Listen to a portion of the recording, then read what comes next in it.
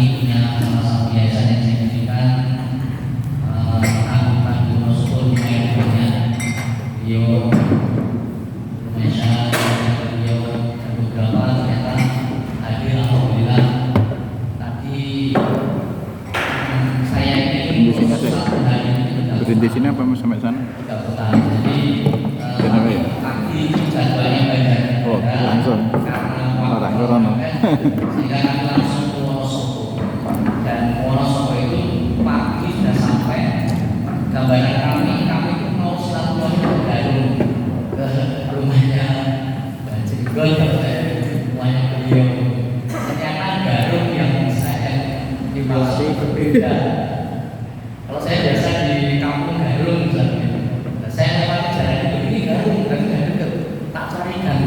Saya mau saya tenten sisa. Sebelah dunia ternyata. Daripada goyang terus. Akhirnya Handphone saya. Lah ya sebenarnya tadi biar satu lagi sini. Kesempatan kali ini mengizinkan saya selalu lagi yang biasanya lah udah kasih komunitas terapis sekarang digunakan dakwah kami yang lain karena sebelumnya kalau teman-teman seperti tahunya saya yang dakwahnya di kesehatan, padahal saya sudah punya pendidikan, pertanian, ekonomi dan sebagainya. Nah, kesempatan kali ini kami dengan gerakan santri sejati sebenarnya adalah gerakan entrepreneur. Gerakan entrepreneur kami, gerakan entrepreneur yang bersinergi dengan lembaga dakwah. Banyak yang bisa kita sinergikan dan lembaga dakwah, misalnya di bidang pendidikan. Di bidang pendidikan kami punya tim ahli yang bisa membantu untuk membuat metodologi pembelajaran itu menarik dan cepat. Misal bahasa Inggris dan Arab. Kami punya metodologi Dr. Alam. Insya Allah kalau nanti ada santri-santri siswa panjenengan lembaga dakwah yang kesulitan bahasa Inggris, insya Allah 2 hari menguasai grammar. 2 hari sudah menguasai grammar. Kalau ada santri panjenengan yang kesulitan untuk bahasa Arab, nanti 2-3 hari insya Allah langsung bisa mengeprok. Ya metodenya metode alam. Nanti bisa dengan cek di YouTube testimoninya bagaimana dari nol langsung bisa mengeprok. Dan itu salah satu dari program kami di bidang pendidikan. Di bidang pertanian, di bidang peternakan dan sebagainya kami punya tim profesor juga. Jadi kalau nanti lembaga dakwah panjenengan membutuhkan ahli ikan, kami punya Mbah Hadi sebutannya. Mbah Hadi itu di Magelang. Dulu yang menjadikan Tulung Agung, Blitar itu dari pusat ikan Indonesia beliau. Beliau dari pakar betul untuk di dunia perikanan. Di dunia peternakan juga banyak tim ahli yang siap kita sinergikan dengan lembaga dakwah. Yang saat ini akan kita bahas terkait 2 hal, yaitu lembaga dakwah untuk biaya operasional dan untuk pembangunan. Kenapa? Saya juga dibesarkan dari lembaga dakwah. Saya tahu persis lebih jelas kemarin ya. Ayo menggunakan ruangannya. Jadi saya tahu persis lembaga dakwah seperti apa keadaannya karena saya juga dibesarkan dari lembaga dakwah. Dari saya santri TPQ sampai kemudian jadi pengasuh, pengurus, sampai sekarang masih ngurus TPQ, TPA. Tapi di wilayah, jadi pengurus Batu wilayah tinggi, ngurusi Batu TPA se-DIY daerah Sumatera. Kemudian organisasi-organisasi yang selain saya dirikan, kalau saya dirikan kan berarti yayasan-yayasan saya. Selain itu kami juga ikut yang sampai insya Allah tingkat nasional. Ya Arimatea, Mutadi, kemudian yang sudah tidak terlalu terlihat ACT. Ya, kalau insya Allah kalau teman-teman ngerti sering saya share di grup kegiatan saya. Jadi tahu persis bagaimana susah senangnya berjuang bersama lembaga dakwah. Dan sebenarnya permasalahan-permasalahan di lembaga dakwah ini menurut kami permasalahan, tapi karena sudah terbiasa sehingga dianggap tidak masalah. Misalnya bagaimana kita bisa memberikan bisyarah kepada pengasuh ustadz dan ustadzah di lembaga. saya keliling Ustaz, saya keliling Indonesia begini, ketemu dengan banyak lembaga dakwah. Ya sangat memprihatinkan, rata-rata ya 300.000, 200.000. Di sini bisa lebih ya? Kurang berapa? UMR Ustaz. Bahkan kami menemui ada yang 60.000 Ustaz. Bahkan teman-temannya Kiai Barrios, Ustaz Erwin yang tadi disebutkan tadi, itu ya lulusan Gontor, mereka dari Gontor. Barrios sekarang, Ustaz Erwin itu sekarang berjuang di Gandoli Ustaz, di Gandoli Surabaya. Itu ada teman-teman alumni Gontor, beberapa angkatan, ada yang dari ayam sampai doktor ada. Di sana ngopeni anak-anak yang punya bapak. Sekarang ada 200-an anak, gajinya 210.000. Itu dari Gontor, nggak cocok kuliah, nggak cocok. Tapi akhirnya dianggap biasa. Jawabannya apa? Perjuangan, mengabdi dan sebagainya. Dan sebenarnya juga yayasan juga bukan berarti tidak menghargai. Cuma yayasan orang ada duit. Karena masih pakai manajemen deg-degan bismillah.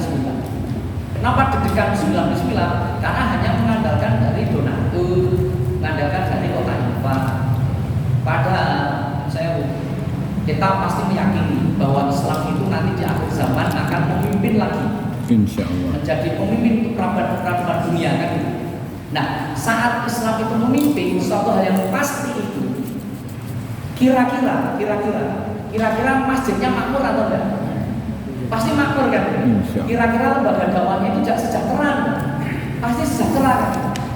Nah, keadaan sekarang ini kok sepertinya masih jauh untuk situasi lembaga dakwah itu sukses, sejahtera.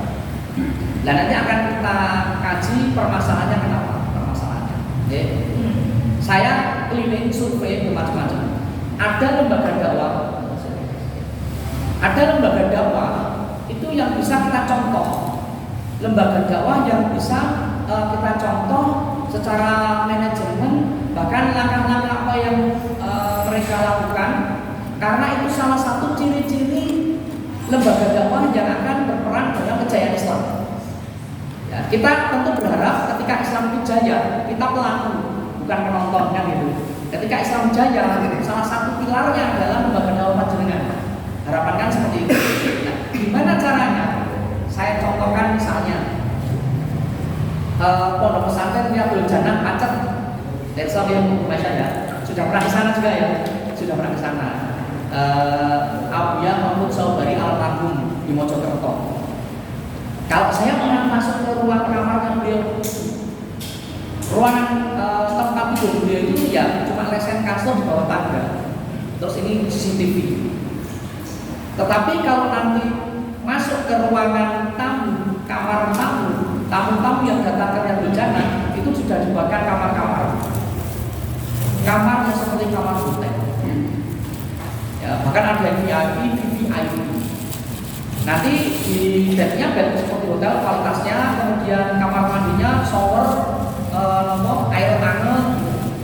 Kemudian kamu yang di sebelah satu sisi itu kaca kayak begini, kamarnya ada kaca begini melihat view kota Mojokerto.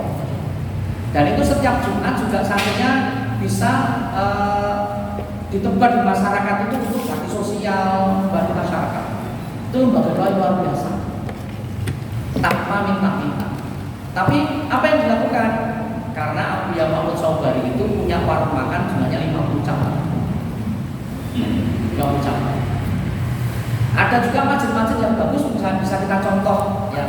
Ada masjid Sejuta Pemuda Sukabumi, ada masjid Pemuda Indonesia Surabaya, ada masjid Jogokaryan Yogyakarta, ada masjid Pemuda Indonesia Surabaya, ada masjid Al-Falah Seragen. Ada beberapa ini mereka bisa menggunakan program-program yang luar biasa. Itu mereka punya satu kesamaan, sama-sama di TAKM. Nah di TAKM anil susah. Jogokaryan itu imam masjidnya digaji 15 juta. Imam masjidnya itu. Kalau dihitung dari jumlah rakaatnya itu katanya kecil kata Ustaz Jasir. Jadi 1 bulan sekian rakaat untuk membagi 15 juta itu 1 rakaat itu kecil untuk memimpin kita menghadap Allah. 15 juta kecil. Bayangkan lembaga yang lain untuk ustaz-ustaznya itu ada yang 60.000, 200.000, 300.000. Masjid Sejuta Pemuda Sukabumi dan Masjid Pemuda Indonesia Surabaya itu bukan dapur umum. Nanti panjenengan bisa cek di YouTube atau di Facebook. Dapur umum makan sehari 3 kali bebas, siapa yang mau datang, gratis. Dan jamaahnya tuh biar terus sampai renovasi terus. Jamaahnya banyak. Kalau nanti panjenengan ke Sukabumi, kemudian ke Pengalaman, itu telepon aja marbotnya nanti dijemput di terminal itu atau di mana. Dan kempes atau apa, telepon aja marbotnya, nanti akan dihampiri, akan dibantu. Mau tidur disiapkan, tempat tidurnya, matrasnya itu dipersiapkan, disiapkan minumnya. Itu kira-kira itu lembaga-lembaga dakwah yang siap untuk menyongsong kejayaan Islam. Insya Allah. Lembaga dakwah maksudnya bahkan Joko Karya itu tahu jamaahnya ini anaknya sekolah tahun ini akan masuk sekolah itu tahu, membantu yang kesulitan itu tahu. Baru golongan darah itu tercatat keluarga ini anak-anak ini jamaah ini golongan darahnya apa itu tercatat, manajemennya bagus. Nah ternyata mereka itu budgetnya besar. Kita ini kalau penganggaran kotak infak, donatur yang selama ini menjadi andal kita susah, betul-betul susah. Untuk operasional, akhirnya kita belum memberikan yang terbaik untuk ustaz-ustazah, untuk besar. Kemudian untuk pembangunan, lembaga dakwah yang bisa membangun besar, itu rata-rata yang dekat dengan kekuasaan. Kalau jauh dengan kekuasaan, ya susah. Temannya Ustaz Tanggas itu yang di Bangkalan itu besar, Ustaz Muklis. Dia keluarganya DPR semua.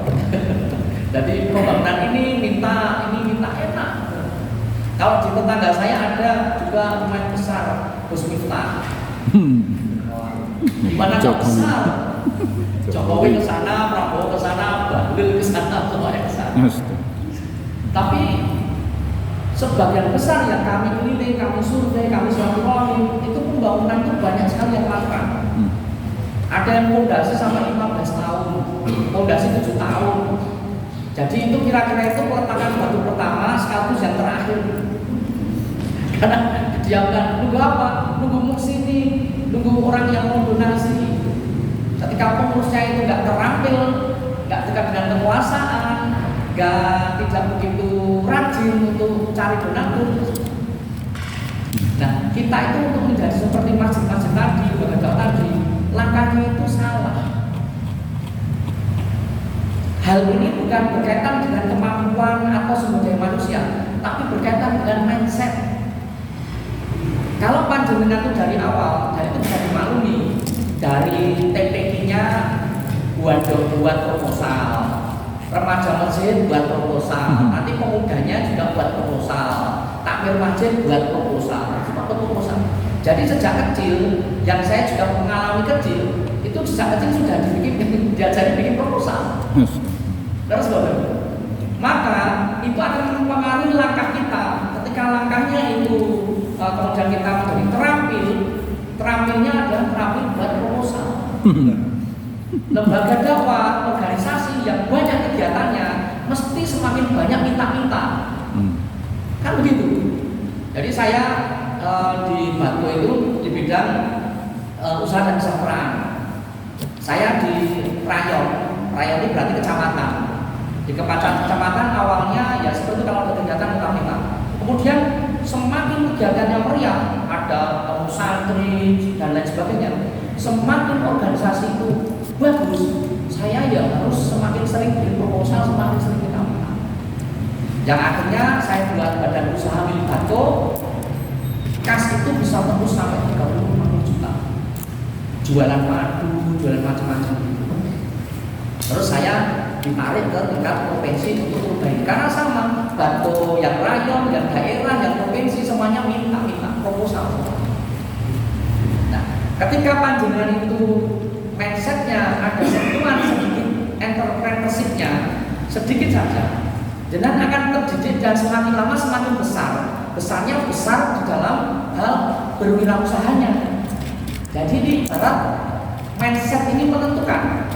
Dan saya tuh keliling kesana kemari itu urusannya mindset.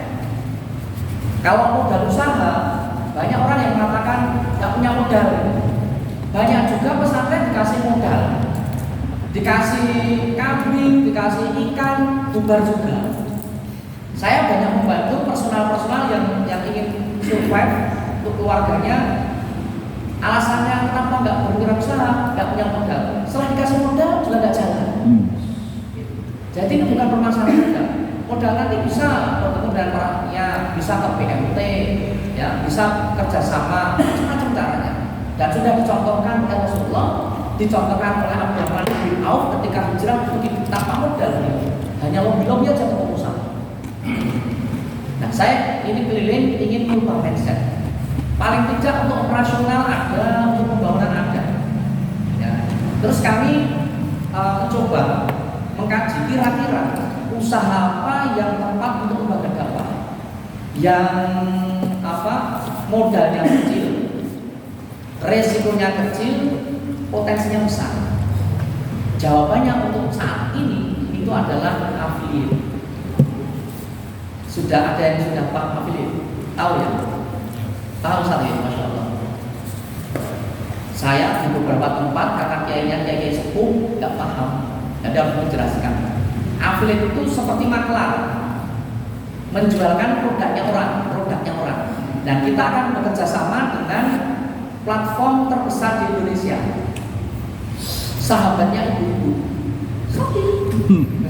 Shopee. Karena apa?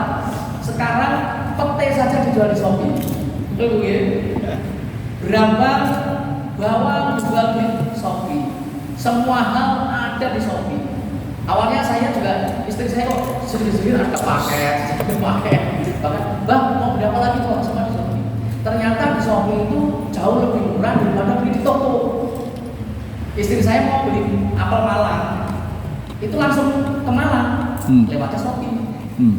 Beli telur asin itu di Brebes, lewatnya Shopee. Karena itu lebih murah daripada beli di warung. Karena ada fasilitas dari Shopee, free ongkir. Belum nanti kalau angka kembar ya, tanggal kembar 1 Januari, 2 Februari, 3 Maret itu promo besar-besaran. Dan biasanya ibu itu sudah makannya dulu itu, kira-kira nanti mau apa. Jadi semua serba berubah polanya. Maka kita supaya kita tidak ketinggalan zaman, kemudian kita juga budaya kecil, kita ikut jualkan saja produk-produk yang sudah ada dijual di Shopee. Kita tinggal klik gitu ya. Untuk pertama nanti akan kita adakan, saya tawarkan pelatihan Shopee Affiliate Live Streaming. Affiliate itu ada 2 macam. Ada yang live streaming, ada yang konten. Kalau live streaming itu ya harus live. Itu ya harus live. Kalau nggak live ya nggak ada yang beli. Kalau yang konten ini bangun aset, betul ya? Jadi konten-konten nanti yang akan kita buat mereview produk-produk itu akan ada kita upload di akun kita. Kalau nanti ada yang belanja walaupun 2 tahun 3 tahun yang akan datang, kita dapat komisi. Sehingga semakin banyak konten, potensi keuntungannya semakin besar. Dan nanti ada kendalanya masing-masing kita diskusi. Sekarang kita bahas dulu, karena ada runtutan yang ada runtutan. Yang Shopee Affiliate Live Streaming, ada yang sudah mencoba? Baru TikTok, kalau Shopee belum ya. TikTok aturannya lebih ketat ya. Iya. TikTok aturannya lebih ketat. Yang live streaming Shopee Affiliate. Kelihatan apa? Nggak kelihatan. Nggak ada apa. Saya cerita saja. Masjid Bulut Al-Kafi dari Bandung itu jualan baskom dan ember. Omsetnya 1 1 bulan 1,5 miliar. 4 studio. Dan itu kalau tahu ilmunya itu kan tidak susah sebenarnya. Yang susah itu kita mau ke sana itu mau apa enggak? Mau belajar enggak? Mau investasi ini ke atas enggak? Nah, kami siap terjun, kami siap turun, siap untuk membantu. Tapi yang dilakukan oleh Mulut Al-Kafi itu dia live streaming yang harus ada studionya. Kan kita harus ada studionya, tidak bisa terus dia dibawa kemana-mana. Jadi harus ada di studio. Kemudian 1 HP 1 akun. Akun itu toko. Jadi kalau studionya jualan baskom dan ember, ya kira-kira akunnya akun jualan baskom dan ember. Perlu sampel produk. Kemudian perlu host. Host itu yang memimpin untuk siaran untuk jualan itu host. Karena live streaming itu ada waktu-waktu untuk jualan, untuk bagus performnya ya. Kira-kira penontonnya itu akan banyak kalau di jam-jam tertentu. Maka host itu biasanya shift-shiftan. Idealnya 1 studio itu 4 host. Kalau 4 host, kita harus menyiapkan kalau di Jogja gaji host itu 1 bulannya 2 juta. Berarti kita harus menyiapkan 2 juta kali 4. 8 juta plus HP, nanti perangkatnya, lighting dan sebagainya, studio dan sampel produk. Setelah itu terjadi, saya tanya nih yang sudah pernah mungkin, kira-kira ketika live penontonnya berapa? Jangan tersenyum, ayo katakan berapa? Berapa? Luar biasa, dahsyat. Ada yang pernah mencoba? Berapa rata-rata? 5, 2, 0. Rata-rata 1, 0, 2, 0. Kalau sudah modal seperti itu, kemudian kok bayar host 4, 8 juta, kemudian kok penontonnya cuma 1, 2, 1, 2, kita dapat penontonnya dari mana? Itulah yang orang-orang ingin mencoba berusaha untuk sukses, melihat kisah-kisah sukses yang ada di YouTube, di Facebook, seorang yang jualan bakso goreng, basreng itu bisa miliaran, itu nggak semudah itu, nggak sesederhana itu, dan itu sulit itu. Ya. Jadi kalau manual, saya sampaikan lagi, 1 HP, 1 akun, harus ada studio, harus ada sampel produk. Ya. Terus saya sampaikan teman-teman yang ahli digital marketing, teman-teman saya itu, kalau caranya seperti ini, lembaga dakwah nggak akan kuat. Adakah cara yang praktis? Beliau sampaikan caranya pakai robot. Kita memang ada permainan di situ, mencari algoritma, mencari celah-celah di mana kita bisa mendapatkan cuan mudah dengan robot. Robot kita sewa nanti dari Singapura. Fasilitasnya seperti apa robot itu? Sewanya 500.000. Nah, sewa robot itu bagaimana? Dari 1 HP, kalau tadi 1 HP berapa akun? 1. Ini bisa live 10 akun. Jadi kalau panjenengan misalnya 1 studio pengen 10 akun, berarti HP-nya harus 10 kan gitu ya. Ini 1 HP bisa 10 akun. 1 akun itu bisa 100 etalase. Part ini yang live. Kalau akunnya nanti bisa sampai 70 sampai 100, kok bisa? Nanti biasa. 1 akun itu toko. Jadi nanti akun pertama peralatan rumah tangga, cari produk-produk di Shopee 100. Jadi 100 produk dari Shopee. Akun kedua busana muslim. Nanti cari produk yang ada di Shopee, cari mukena, cari kudu, cari celana, sarung dan sebagainya 100. Kemudian akun peralatan rumah tangga, cari nanti setrika, teko dan sebagainya. Ketik-ketik aja. Di sini 100 sampai 10 akun. Jadi kita punya 10 toko, yang masing-masing toko itu ada 100 produk. Kalau ada penjualan di sini kita dapat komisi. Yang menarik adalah 1 akun itu live-nya cukup 5 menit saja. Caranya apa? 1 akun, misalnya ya, coba tengok etalase pertama, cek ya, cek out ya kakak, gitu ya. Itu sampai diterangkan 5 menit saja matikan. Dimatikan karena HP kita itu sudah terinstal dengan robot, robotnya itu akan mengulang itu 24 jam kali berhari-hari. Nah, satu hari itu kita bisa untuk modal awal itu bikin 10 akun, 5 menit live, 5 menit live, 5 menit live. Nanti berarti dalam sistemnya Shopee itu ada 10 toko, 10 akun yang bosnya adalah Wahyu Pujananto, live semua bareng. Padahal Wahyu Pujananto yang sedang jalan-jalan. Paham ya? Kira-kira menarik kan? Kemudian yang jarang diketahui orang, yang namanya ahli-ahli itu kan mirip-mirip dengan hacker-hacker ya. Shopee itu kan punya fasilitas.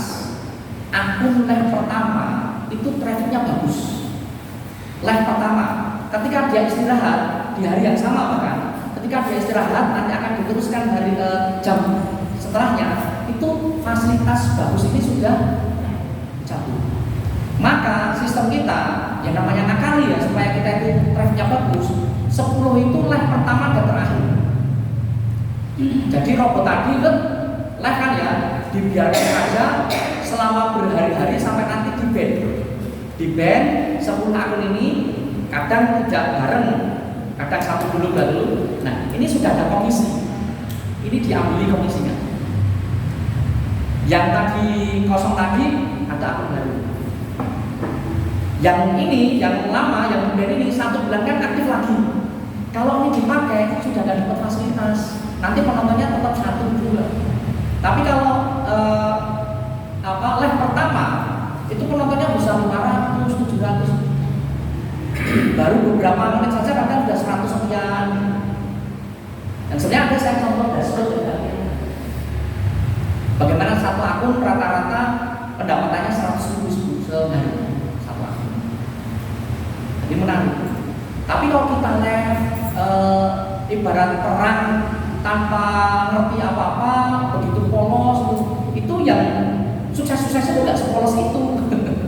Itu ada sistem, mereka bukan bisa komunikasi langsung dengan Shopee-nya, tidak segampang itu. Nah, ketika banyak teman-teman kita nyoba itu rontok di tengah jalan. Bisa dipahami manfaatnya nggih? Nah, itu Shopee Affiliate Live Streaming yang pakai robot itu bisa untuk operasional lembaga dakwah. Karena dapat komisinya itu ya harian. Ketika nanti lembaga dakwah kebutuhan apa yang tahu persis antum sendiri disesuaikan. Ada beberapa lembaga dakwah begini. Berapa jumlah ustadz-ustadznya dimodali HP laptop. Karena modalnya HP dan laptop. Kemudian disewakan robot bagi hasil dengan lembaganya. Ustadz-ustadznya 60%, lembaganya 40%. Jadi ustadz-ustadznya itu jauh. Pendapatan sebulan itu sudah jauh di atas UMR. Ada yang model begitu. Ada yang model di tempat Kemlis rencananya karena beliau itu kalau di Bangkalan sumber daya manusianya tidak seperti yang di Jawa, tapi karena pondok pesantren yang megah, labnya itu PC-nya itu 40 jumlahnya, dan itu kan banyak nganggurnya. Akhirnya program tahun depan sama Ustaz itu akan dibagi untuk pengabdian. Biasanya kan lulusan alumni kan pengabdian dulu 1 tahun mengajar. Sekarang dibagi 2. Yang separuh pengabdian mengajar, yang separuh pengabdian mencari cuan. Jadi menjalankan program ini setiap hari. Karena apa? Tetap kalau yang namanya mengandalkan donatur itu manajemen deg-degan. Bismillah. Kita sudah, alhamdulillah kita sudah tercukupi, ada donatur yang tercukupi. Donatur yang meninggal itu kita separuh nyawa yang hilang. Udah bingung mau apa. Jadi mungkin nanti lembaga dakwah ambil peluang ini. Kemudian pelatihan yang kedua terkait digital marketing juga, kita harus punya aset, harus membangun aset. Kalau yang tadi itu untuk operasional, kalau yang ini aset yaitu Shopee affiliate, Shopee dan TikTok. Shopee dan TikTok itu kerjanya bikin konten. Kalau yang tadi live, kalau ini bikin konten. Kalau bikin konten, misalnya yang saya sampaikan tadi, kalau nanti misalnya saya jual HP ini, saya harus punya HP ini, mereview HP ini, kemudian saya upload di akun saya. Kalau nanti ada yang beli melalui akun saya dapat komisi ya. Jadi PR-nya adalah bikin konten sebanyak-banyaknya.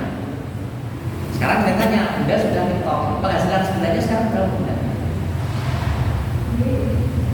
Saya hari ini ada 300. Sehari 300.000, alhamdulillah. Sehari bikin konten berapa Bunda? 6 sampai 7. Belum sampai kalau yang tadi mulai dari saya. Ya, kalau panjenengan kan banyak ya afiliator konten ini yang sampai miliaran, sampai ratusan juta. Itu bangunnya nggak sehari 2 hari. Dan sekarang itu beliau sudah punya manajemen, punya karyawan, punya tim. Gitu.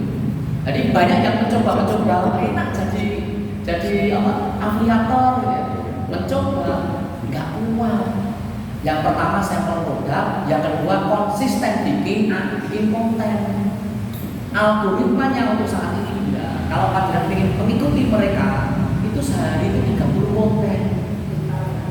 Kira-kira kalau sehari 30 konten, baru seperempat hari stres. Belum sehari. Karena bikin konten itu susah konsepnya dan sebagainya. Maka nanti ada pelatihan kami setelah ini ya, setelah pelatihan pertama, pelatihan kedua supaya lembaga dakwah itu punya aset, pelatihan memakai robot juga. Kita punya robot yang lain. Kalau yang ini sewanya cukup 100.000 sebulan. Tugasnya robot adalah membuat prompt. Kita nanti sebelum masuk ke AI kan prompt, kesulitan kita kan bikin prompt. Nah, robot kita ini tugasnya bikin prompt. Kedua, nggak perlu produk. Karena apa? Cukup ngambil aja dari Shopee lain. Klik, copy, saya pakai bahasa sederhana ya tekniknya. Masukkan ke dalam robot itu akan langsung bikin prompt, mereview produk itu. Apapun produknya direview oleh prompt itu. Klik jadi konten. Karena promptnya sudah dibuatkan oleh robot. Kalau ingin mempertajam supaya kontennya bagus, ditambahin.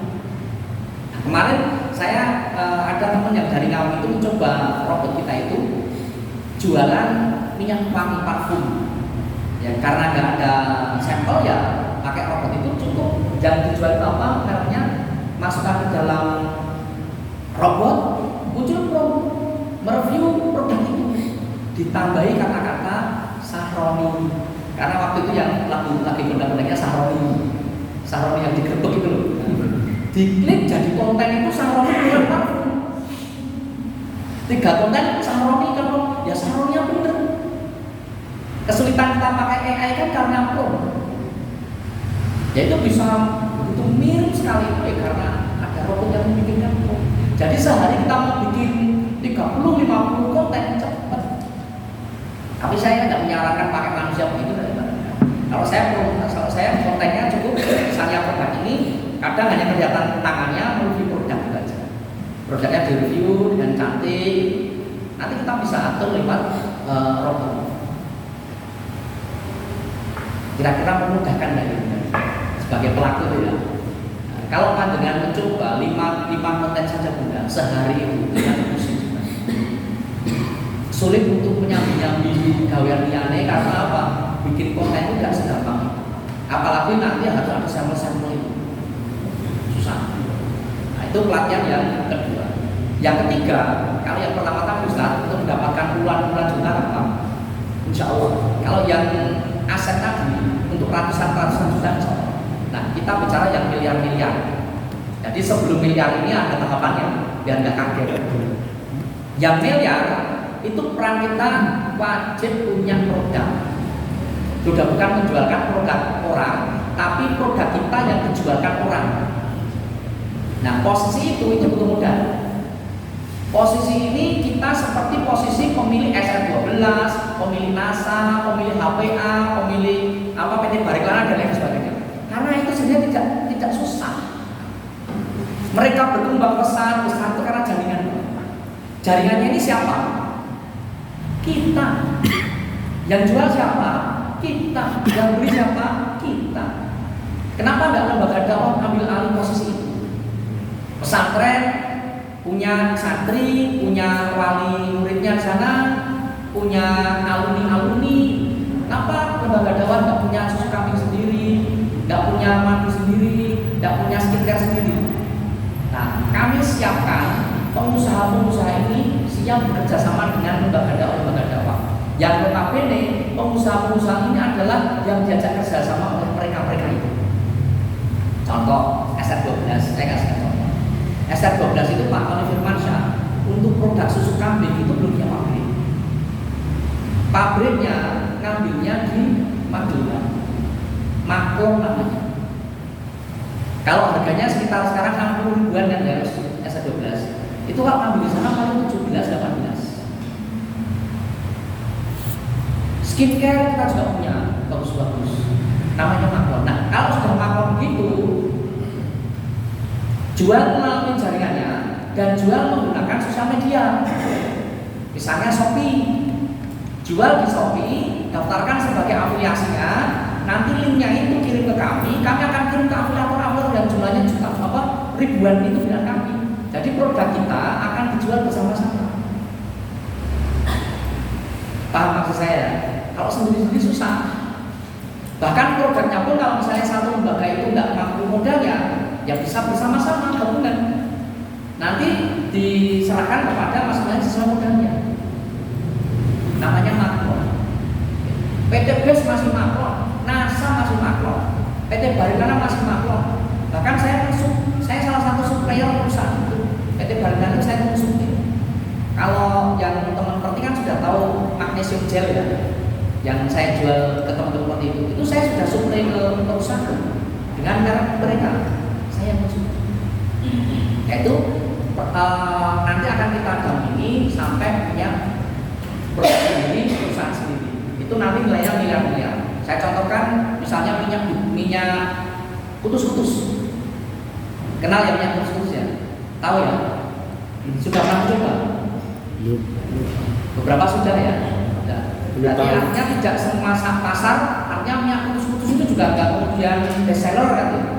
Tapi minyak kutus-kutus yang tidak bestseller itu harganya berapa? Sekarang harga berapa? Mahal kan? Itu 1 tahun itu bisa 7 juta biji. Bayangkan. Kalau saya menghitung keuntungan itu bisa 50 ribu keuntungan. Kalau 1 juta biji, kemudian kok keuntungannya 50 ribu, berarti kan keuntungannya berapa? 7 juta biji, 7 juta biji. Sekian ratus miliar dari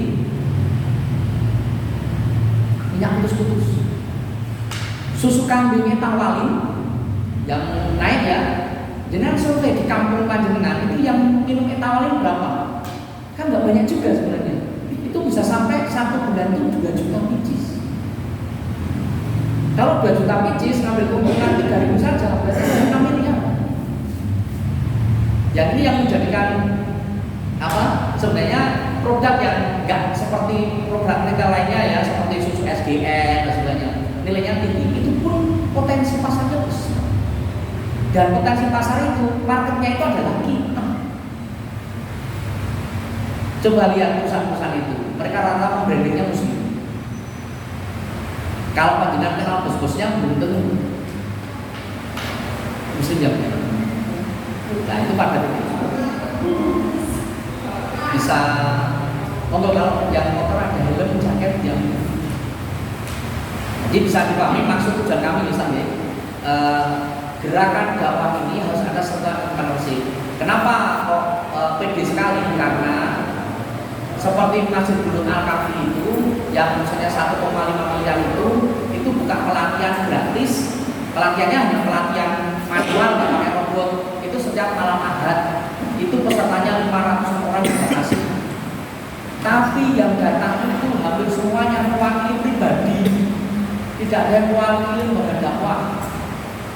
Terus nanti sepulang dari situ, karena nggak ada pendampingan, ya hanya sekedar wacana saja.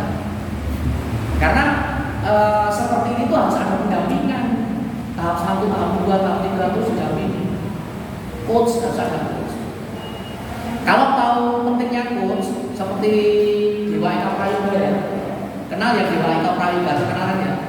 Coba dengan iseng-iseng tanya adminnya, kakak untuk perusahaan kami bisa mendapatkan coaching dari Dewa Eka Prayoga berapa yang harus kami wujudkan? Nanti pertemuannya nggak ketemu langsung, ya via telepon dan sebagainya. Itu di atas 100 juta. Pentingnya coach gitu. Maka kami akan siap untuk mendampingi, ikuti aja pelatihan. Pelatihannya sekarang di umum itu sudah ada pelatihan yang menggunakan robot dan RDP, tapi biasanya RDP-nya dari Indonesia bukan Singapura. Yang pesertanya saat ini rata-rata adalah pemain-pemain di bidang marketing, trainer-trainer di bidang marketing. Saya memprediksi sekitar setahunan ke depan ini akan muncul robot-robot itu yang akhirnya menjadi semuanya pakai robot. Seperti AI. Dulu AI awal-awal juga kita nggak kenal. Itu pemain-pemain digital marketing sudah bermain AI. Nah, ketika sekarang sudah menjamur semuanya AI.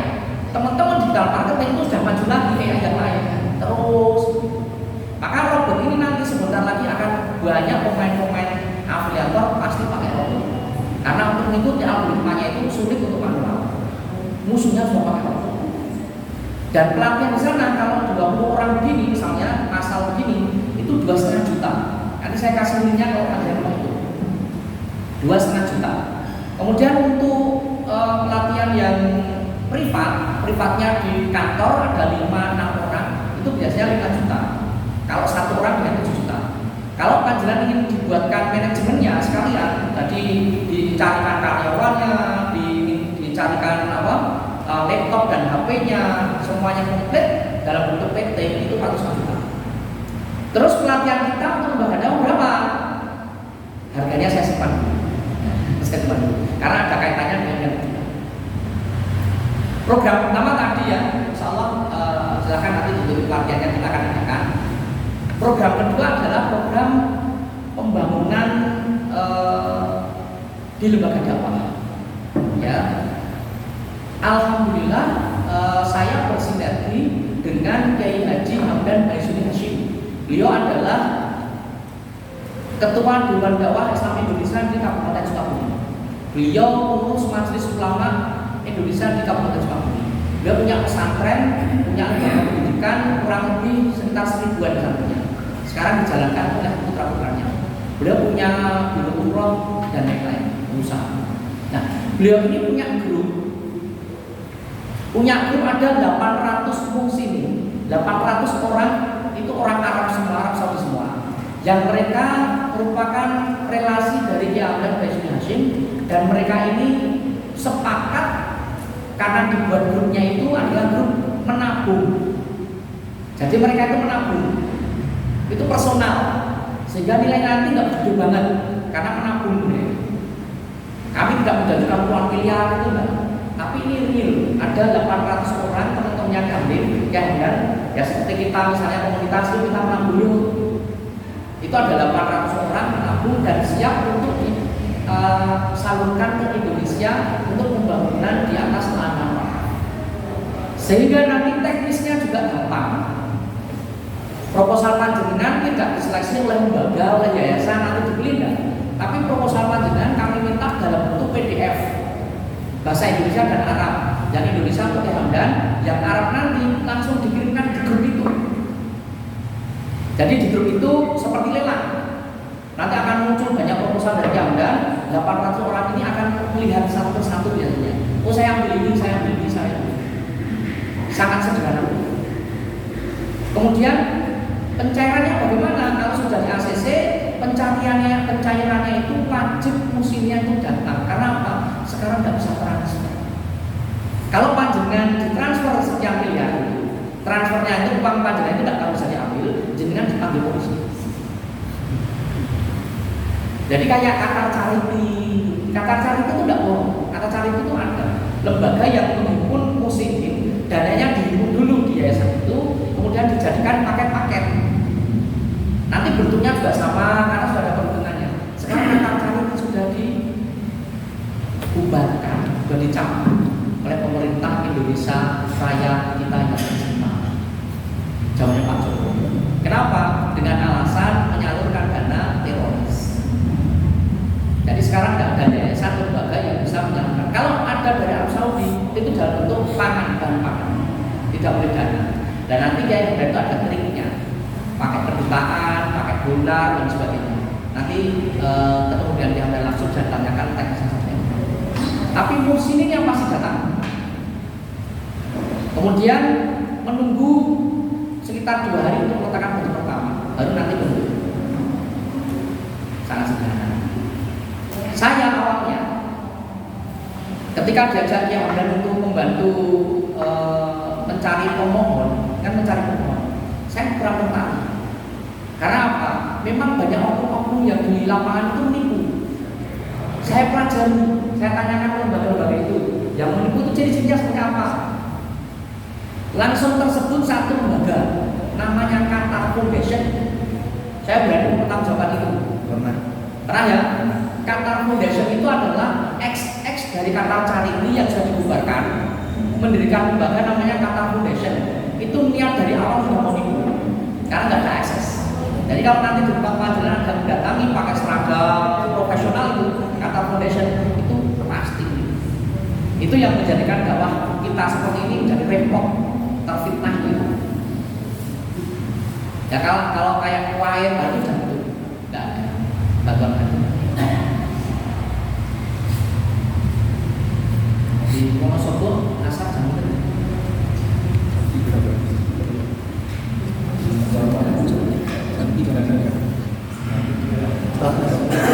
Masih ada waktu ya, saya lanjutkan. Awalnya saya nggak tertarik, tapi saya dikirimi foto-foto, video itu yang beberapa juga saya share ke tempat panjenengan dulu itu.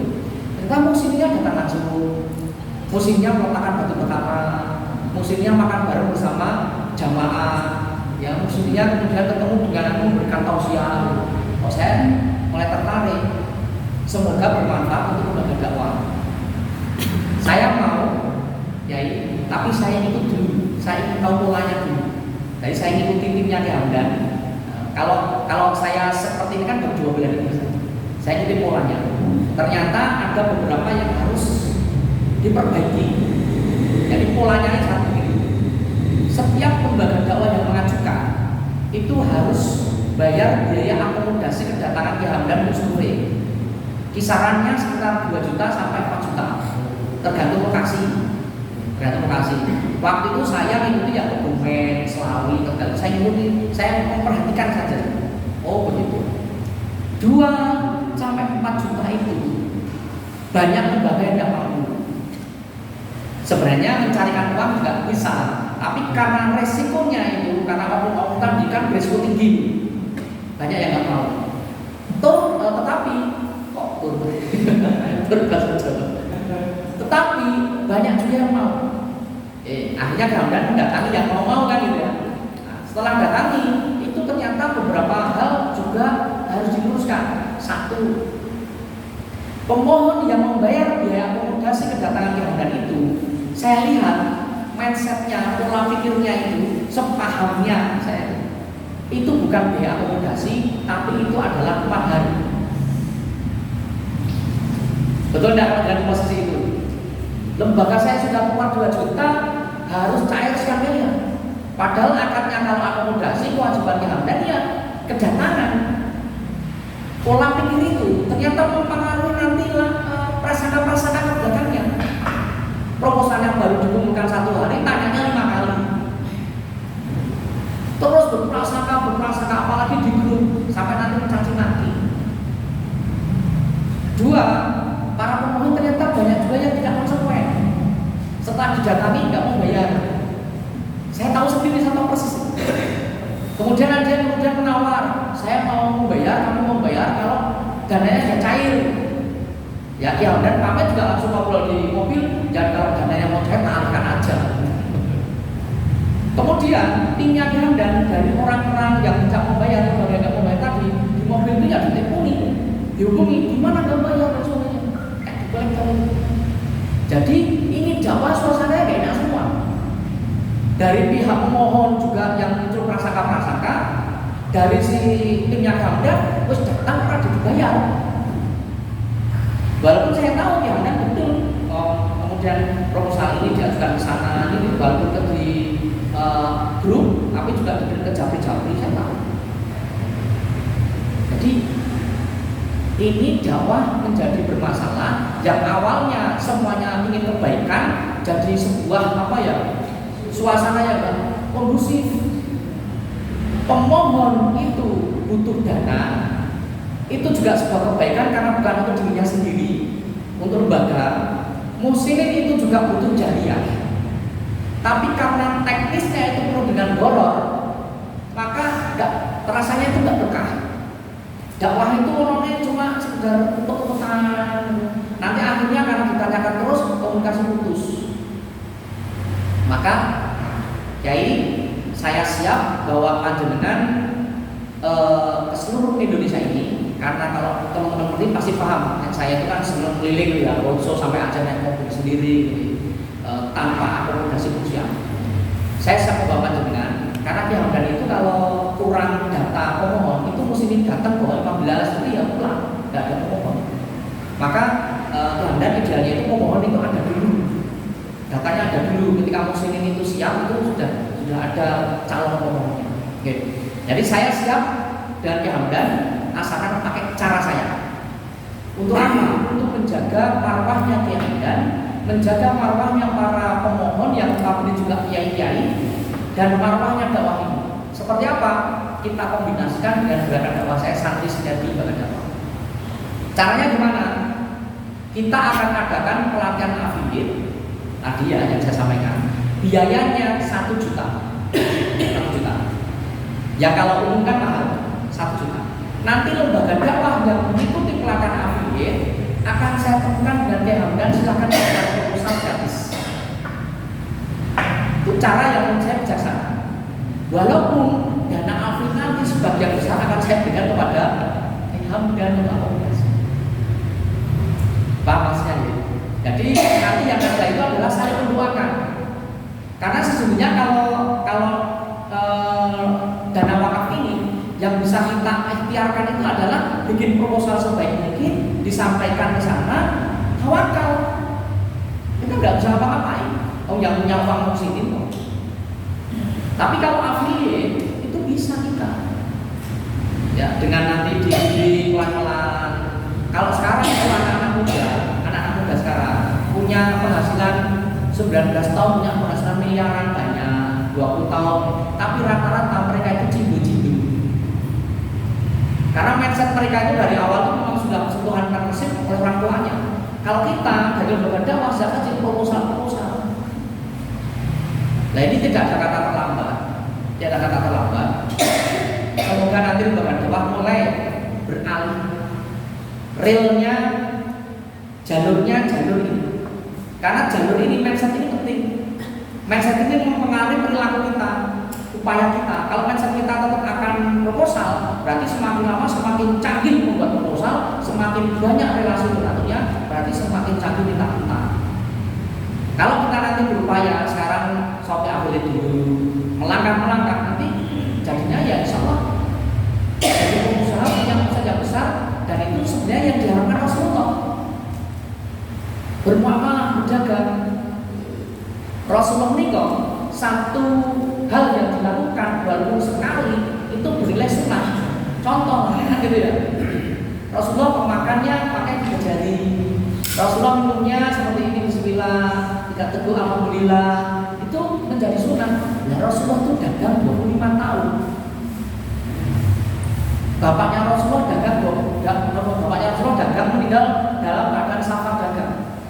Simbahnya Rasulullah dagang, sahabat dagang. Maka kamu mengajak yang perlu keberkahan kalau kita mau berdagang tadi. Bisa dipahami ya? Selanjutnya, panjenengan memahami sikap kami, gerakan kami, pelatihan affiliate 1 juta, didapatkan 1 voucher proposal. Jadi kalau panjenengan, karena kami kalau hanya dana wakafnya, jadi saya hanya tambah menjadikan panjenengan itu semakin ahli buat proposal kan. Nah, padahal harapan saya itu panjenengan untuk bisa ada sebuah entrepreneurship-nya ini. Maka nanti silahkan ikuti pelatihannya affiliate. Kemudian saya akan beri kesempatan panjenengan untuk 1 juta ini Ustaz, saya sowan ke Wonosobo 3 kali berarti. Yang pertama sosialisasi, yang kedua nanti berarti sekitar tanggal akhir bulan tanggal 27 28 Wonosobo akan kedatangan yang berat jadwalnya. Yang saat itu kami harapkan yang hadir adalah pimpinan pondok, ketua yayasan yang memang memohon bantuan dana. Kemudian yang lain. Agendanya apa? Agendanya bikin dokumentasi permohonan, bikin foto dan video. Nanti masing-masing lembaga satu persatu bersama Gamdan membuat video. Kami dari yayasan ini, alamatnya ini, mohon bantuannya dibangunkan bangunan ini. Itu video. Kalau itu wajib bersama dengan Gamdan, saya nggak bisa melakukan karena itu akan di-share di grup Gamdan. Kemudian yang ketiga, saya ke Wonosobo lagi untuk pelatihan afiliatnya. Nah, pelatihan afiliatnya ini jangan ketua pondok yang hadir, jangan pak kiainya. Delegasikan yang lebih muda, yang lebih paham tentang teknologi. Minimal bisa mengoperasikan laptop. Jangan kirimkan yang ketiknya 11 jari di kelamaan. Karena nanti prakteknya itu sederhana. Ada 14 tahap. Langsung tahap pertama bikin Gmail, semuanya harus bikin dulu, ditungguin sampai bisa. Kalau tertinggal nanti kita sekarang yang kedua bikin akun, diajarin sampai nanti 14 tahapan itu live, semuanya live masing-masing. Bahwa sehari itu insya Allah bisa 2 kali live. Berarti langsung bikin 2 akun, jenengan punya 2 toko. Besok pagi kalau pilihan produknya bagus, itu nanti sudah ada pembelajaran. Setelahnya dan berikutnya adalah di rumah masing-masing bikin 8 akun terlebih dahulu 10 yang live. Kami punya riset 10 akun yang menjadikan kadang tidak sesuai omsetnya, itu kadang cuma bikin 2 akun, 3 akun, terus didiamkan selama 5 hari. Tidak bisa begitu. 10 akun live. Ketika nanti ada yang di band 1 tambah 1. Band 2 tambah 2. Terus nanti ketika ada akun ini setelah 2 hari kok nggak ada pembelanjaan, ganti akun yang laris. Jadi kita harus punya stok akun-akun. Gimana caranya membuat akun yang banyak nanti diajar. Kalau yang normal 1 HP cuma bisa kali 3 akun. Setelah itu sudah nggak bisa. Sampai itu paham maksud kami misalnya. Sebelum nanti kita bahas tentang teknis membuat proposalnya, kemudian yang disukai di sini seperti apa, kita bahas setelah saja. Tapi untuk pelatihan ini, monggo sebenarnya kalau bisa tunjukkan beberapa daerah sudah mulai luar biasa, yang ada 50, 60. Terus kalau pelatihan di tempat umum itu kan dihitung per kepala. Kalau ikut 1 orang 2,5 juta, kalau 2 orang 5 juta kan begitu. Tapi kalau kita per lembaga saja, jadi 1 lembaga ikut pelatihan sewa robot 1 saja, nanti yang dikirim 2 atau 3. Kalau yang dikirim 1 resikonya tinggi. Nanti waktu pelatihan ngantuk, setelah pulang nggak bisa, itu masalah 1 lembaga mungkin. Itu ya. Ada yang